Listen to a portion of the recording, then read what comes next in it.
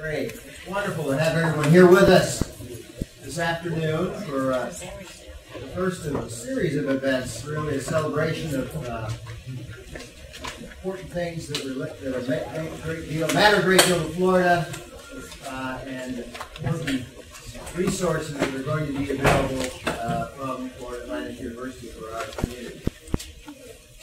My name is Jim Murley. I have the pleasure of serving as Director of the Center for Urban Environmental Solutions, formerly the Joint Center for Environmental and Urban Problems. After 25 years, we went from problems to solutions. And we're on a positive track ever since.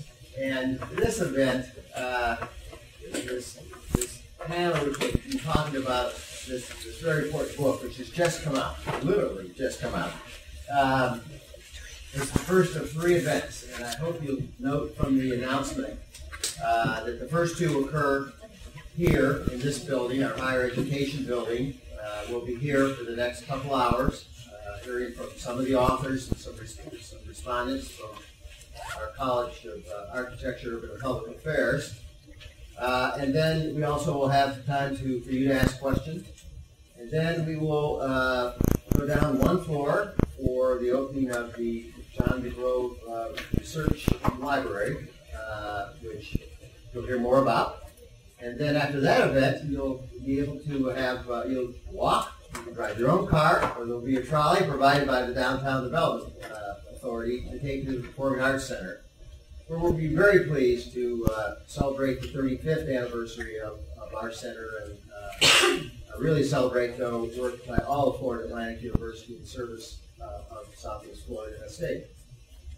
I'm pleased to acknowledge here with us is one of our trustees of Florida Atlantic University, Sherry Efraim. Thank you. Welcome.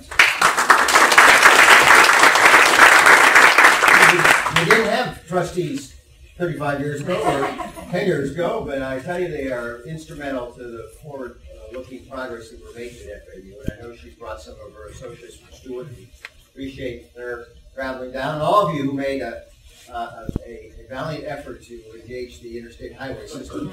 I could say the rail, but I know. Did anybody here come by Tri-Rail? Okay, that's our goal. That's the goal for the future when we do this 10 years from now. Half of you will be here by rail. Also, we're back, our dean, Rosalind Carter. She will be with us later, and she has been so instrumental and supportive of everything we do at the center and making sure these events today took place. And special thanks to her staff, Marion and her office, and Dan Morris and others that I'll be thanking throughout the day.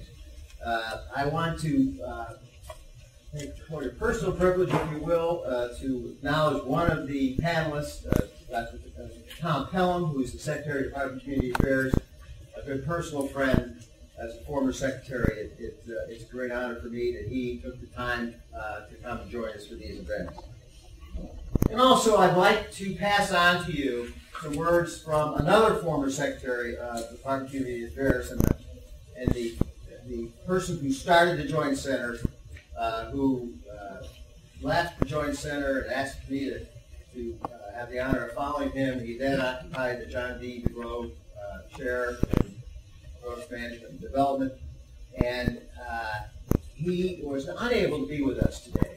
I think many of you know that his wife Gail is very ill, and he and his family are with her engaged. But I talked to him about 45 minutes ago, and he was the same old charming, told me what we should be doing today, how we should be doing it, and most importantly, he wanted me to pass on to you his best wishes and his hopes that he will be with us in the future working on some of these important issues.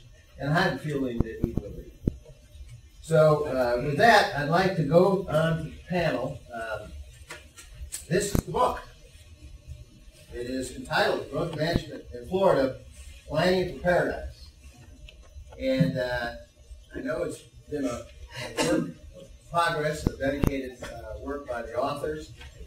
We have 3 of them with us today. is edited by 3 professors at Florida State University, but has scholarly participation by members from throughout the state university system and others that have been involved in these issues.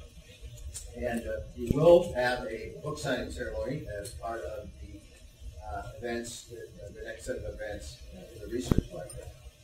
So the book was, the book editors were Dr. Timothy Chapin from Florida State, Dr. Charles E. Connolly from Florida State, and Harrison T. Higgins from Florida State. And we have with us today Dr. Timothy Chapin, who is going to open up, talk to you about how the book came into being, and he will be hopping up and down several times because he is a participant in several of the chapters.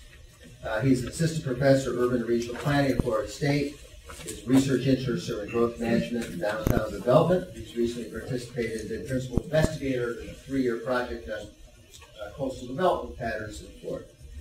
Join me in welcoming to our university from another member of the state university system, Dr. Tim Chapin.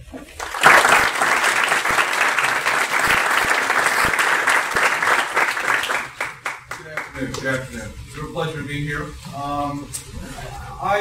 This is the book. I can tell you this is my copy. I'm going to go home with it. It was several years in the making, and I want to tell you a little bit about how it came to be to sort of get things started.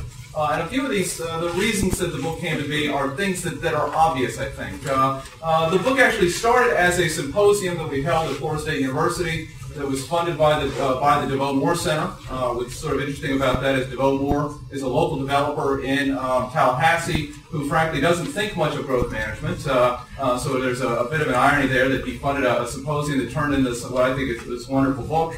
And so the symposium was in January of 2005. Now, 2005 marked the 20th year anniversary of the 1985 Growth Management Act. So that's sort of an obvious starting point for how a book came to be. It's also worth noting that it's the 30-year anniversary of the 1975 Local Government Comprehensive Planning Act that was passed in the state of Florida. That sort of was one of a number of acts in the early and mid-1970s that got us going. By us, I mean the state of Florida, in terms of growth management. So it was an anniversary of sorts that got things going in terms of the book. So that was one reason that the book got moving along.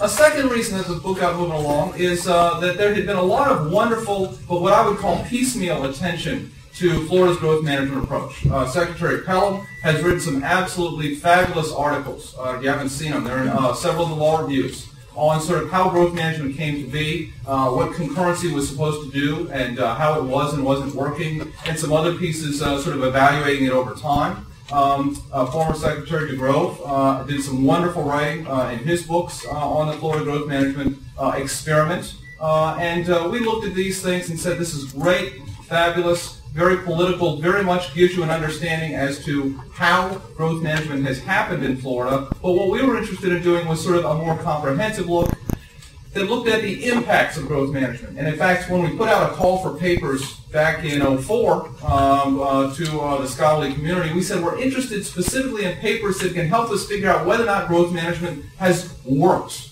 or not.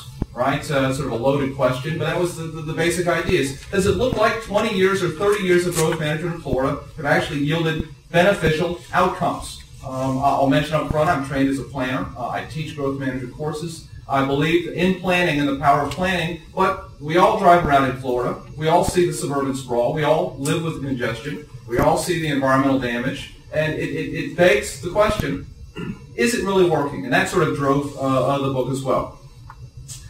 Another thing that drove the work of the book was Florida State University. The department I'm in, Urban and Regional Planning, had sort of, I'll put it gently and say, we got out of the business of looking at comprehensive planning in the state. We have a wonderful faculty there, but the energy of the faculty had sort of gone in different directions. We were known as a university looking at international development planning.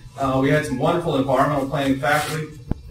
Excuse me. But there wasn't a lot of work in growth management, and this was our way to reconnect and recommit to one thing, or one of the many things that Florida is known nationally and internationally for, and that is its growth management approach. So that drove things as well. But for me, the